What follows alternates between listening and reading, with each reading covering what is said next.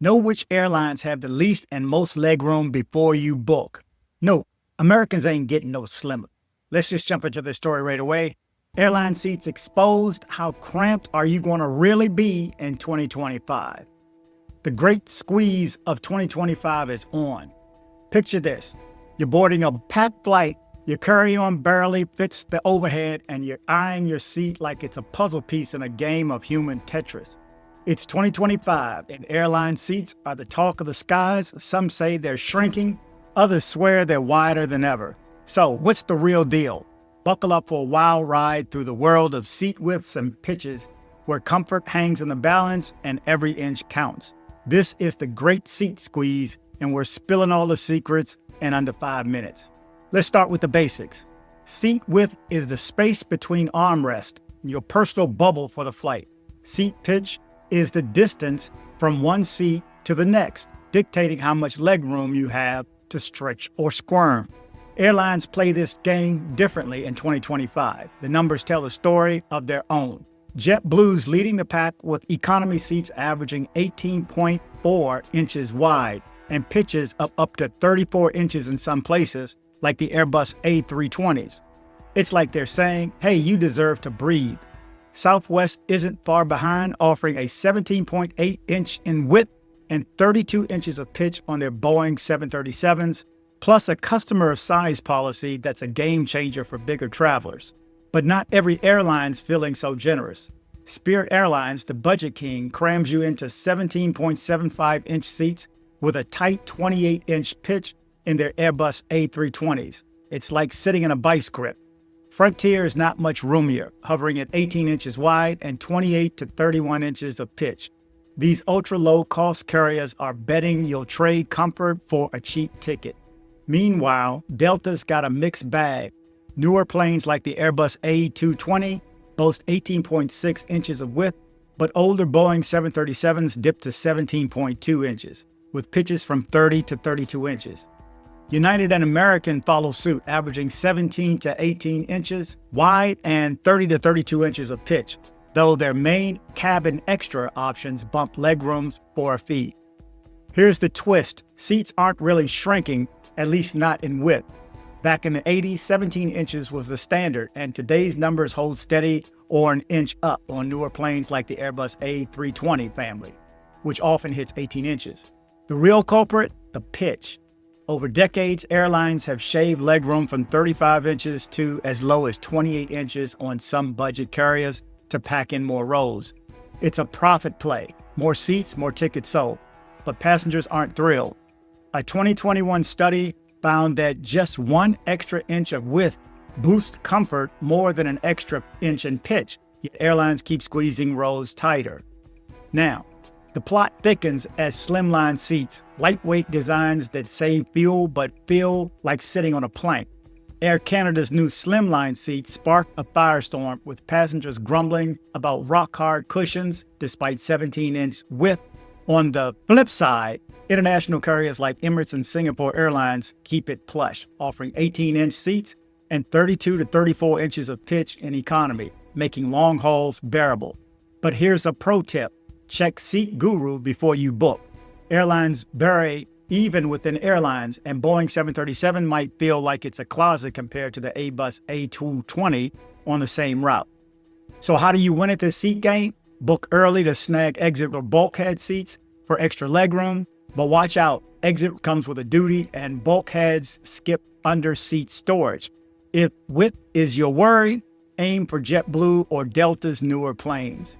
Got long legs? Southwest 32-inch pitch or United's Economy Plus could save your knees.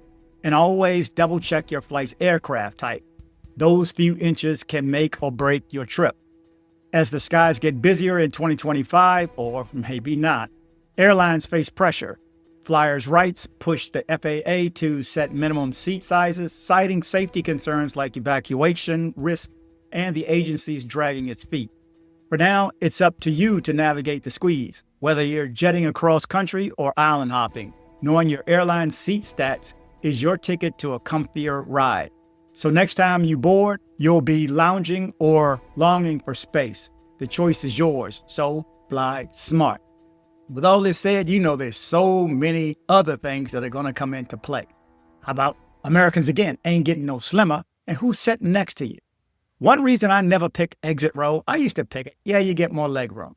But what happens is big people, football, I mean big, like football players or even bigger people, just tall. They may be obese as well, and they're going to, they're not going to stay in that 17-inch width or 18-inch width. When you 260 whatever pounds, it ain't going to fit. So, but that's why they will choose exit row. And they will just maybe even pay extra, I guess, to get on first on a Southwest flight so they can get that choice of exit row and get more leg room. But that's all you get. It doesn't get any wider.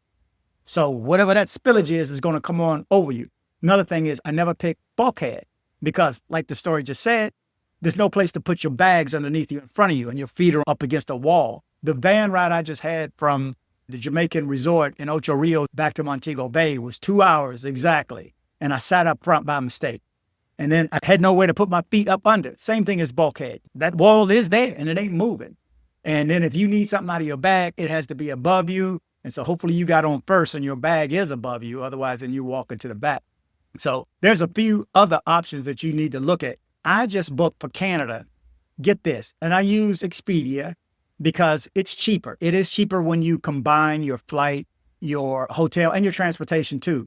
So I got my hotel and my flight together and it says, okay, you're going to fly American out there. Then I found out I got to transfer. Okay, got to go through Charlotte. No worries. Just get me there in decent time. And then I was checking because I want to make sure my TSA information is all at the airline and not just with Expedia, because Expedia is like a separate entity. And let me tell you something, when you book a hotel or anything else, you're secondary. You're not this. It's not the same as if you were to book through that airline itself or book through that hotel itself. You get whatever's left. You get the Expedia floor, you get the Expedia seats. Anyway, you have options, and I chose to be able to at least pick a seat. Come to find out, it says, okay, you're flying back, direct shot, you're on Air Canada. Okay, bet, I'm on Air Canada. Come to find out, guess who Air Canada partners with? United. And my flight is United. No wonder I can't find myself on the Air Canada website. And even when I called them, they had to tell me, oh, you're flying with United. United sucks. And if you sit in the back, like the story said, if you, whatever they call these, premium plus, leg plus, whatever, all this incentive for you to spend a few more dollars to get a regular seat, like Southwest. I sat in a Southwest the other night. Man, I know I had at least 4 or 5 inches. So if that's a 32-inch pitch, I'm straight with it. Another note, I wish they would do this. I wish they would make seats so that you can't recline them. I think Spirit's like that. I don't know. I don't sit in the back no more. I'm only going to fly Spirit sitting in the big seat. That is, the 8 seats up front. This like a first class seat, but just no class. Anyway, so yeah, United, they want you to sit up front. And the further you get to the back, your pitch is going to be less and less. So you're down to 30 inches on United. And then some big dude or whoever, I don't want to talk about nobody, but they got to lean all back. I can't stand it. They need to make the seats so they can't recline. They should not be able to recline. Because once they do that, and you got your TV, your food, your drinks, that at least if you're on an international flight, a long haul, you're going to Thailand, Dubai, or Philippines, then they tell you, you need to put your seat up while people are at least eating. But, on Southwest, whenever they boom, and then people stretching, I don't know what they're doing back there, man, but stop it. Just stop reclining. Stop the reclining. You messing up everybody else's pitch. Now you got more room to recline. You got another 3 or 4 inches to lay back, but now you just move your seat back right in my face. So anyway, help another passenger out. Don't recline. You'll be fine. I need to come up with a saying or something like that because it's whack.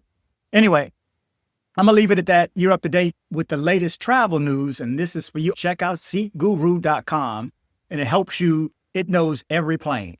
Just give it the route and the flight number, WW22817, whatever, and it'll say, oh, that is the A220. Don't sit this seat. It color codes the seats. So if it's green or it's red, it's either good or it's bad. If it's yellow, pluses and minus. So you may have more leg room, but you may be next to the bathroom. One thing they don't tell you, remember the kids. You don't know where the kids are going to be. And everybody gets a kid day. It's going to be your day. Everybody gets a baby day, okay? It's going to be your day one day. Either they're sitting in front of you, looking over the seat, which I can't stand, or they're sitting behind you and they're kicking the seat. Because I've had to turn around a few times, on children. It's just bang, bang, bang. You hope. You hope the look is enough, because I'm always happy, but when I turn around, I may not be smiling. And I turn around and go, excuse me, try to be nice. Excuse me, can you not kick the seat? 5 minutes later, seats. I'm the dude. Yes, I stand up. I'm in my knees. I'm in the chair. I'm turning around. I'm in your face. I'm over the seat. Stop kicking the freaking seat. Okay? So we don't need to take it any further than that. Just stop kicking my freaking. If your kids are kicking the seat, strap your kid up. Put your kid in the box. Wrap them up with your belt. I don't know what you got to do, but just have them stop kicking my seat. That's all I'm saying. Flying is stressful. You already been through the TSA roundup. And if it's international, man, all bets are off. So people, be courteous for the people that are around you. I sit in my space. I mind my business. Middle gets the armrest. Aisle gets a little bit of leg room and one armrest. And then the window gets to control the window. You get one armrest and you got a place to put your head. So there's benefits to everything. Anyway, now you are up to date with the latest travel news, the latest flight news. Remember to travel, but travel safe. I hope you liked this video. If you did, make sure you go down and hit subscribe. And definitely like. It helps that YouTube algorithm. You know what I'm talking about? See what I'm saying? So, hey, girl, thanks for coming by my place. No worries. You mind if our girlfriend can come by with us? Hell no. This is why I watch dcbornrob. Kini excited, dili na mag-online. Kung sabay dugayan, chika babes kay nasulan. Ay dali padulan, ako ang padulan. Karamelum-luman, dili-dili na tuluman.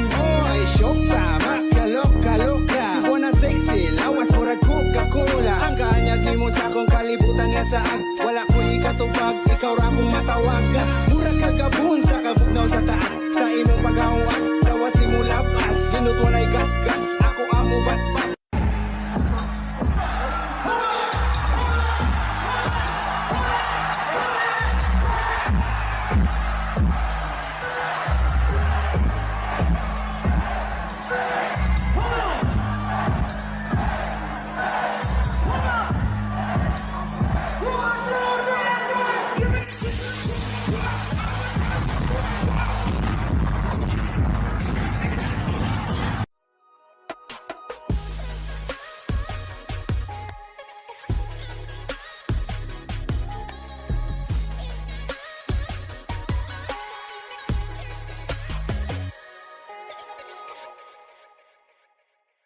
Headed to Medellin, Colombia?